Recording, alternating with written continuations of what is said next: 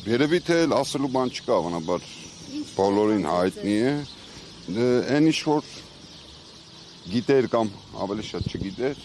ոչ մի ավելի բան չի փոխանցել, փաստորեն հետևից հարձակում ա եղել։ Ես չգիտեմ, մասնագետները գնահատական կտան հետևանքների վերաբերյալ, ամեն դեպքում ասացին, որ քթի կոտրվածք ունի, գանգուղեղի չհասկացա ինչ եւ ինչ-որ սալջարդեր։ Մի խոսքով բավականին լուրջ վնասվածքներ կա։ Դե վարկած, այսպես ասեմ, ինքը շոկային վիճակում է, վարկածին չեն անդրադարձել, բայց որևէ մեկի մոտ կասկած չկա, որ իր հանրային ակտիվության հետ կապ ունի, մասնավորապես գրառումների Facebook-յան եւ հանրային գործունեության առասարակ հարցազրույցներ եւ այլն։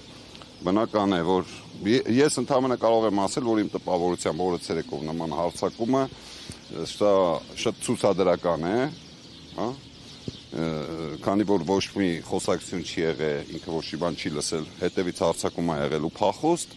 ակնհայտ է, որ գործում ենք ուղղակի կարճ մեսեջի հետ, որ դադարեցրու այն ինչ որ անում ես։ Նաև բոլորին, ովքեր քննադատում են։ Հա, իհարկե, սա ուղղակի դաս է բոլորին, պարտադիր չի, որ բոլորի նկատմամբ լինի, բայց ենթադրում եմ, որ եթե մարդիկ չլռեն այն ամենի դեմ ինչ որ կատարում է, բնականաբար հերթով բոլորը ստանալու են այս ուղերձը ամենատարբեր եղանակներով։ Կարևորը, որ մեքենան, այսպես պետության բաժիչ մեքենան բուն գործառույթները թողած զբաղված է մարդկանց հետապնդելով։ Ձեր պատկերացում հանգուցալուծումը որն է, որովհետև տեսնում ենք, ասենց ալիքի է վերածվել, բոլորին հասնում է։ Դե հանգուցալուծումը որը պետք է լինի, պատմությունը չգիտի այլ բան, թե ինչպես են դիկտատուրաները գործում եւ ինչպես է դիկտատուրաների ավարտը լինում։ Հիմա մենք ունենք մի իրավիճակ, որ իրավունք որպես այդպեսին գոյություն չունի այս երկրում, բոլորը ինչ-որ պատրվակով կամ ծեծվում են, կամ կալանավորվում են, կամ արտաքսվում են,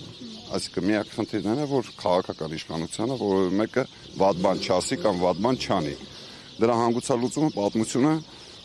շատ քիչ մենյու է տալիս, այսպես ասեմ։ Մնացածը կախված է, չգիտեմ, տարբեր սուբյեկտներ կան հանրային դաշտում, կան մարդիկ, ովքեր մտահոգ են այս երկրի այս հասարակության ապագայով, հավանաբար պետք է հետևություններ անեն եւ փորձեն գործել։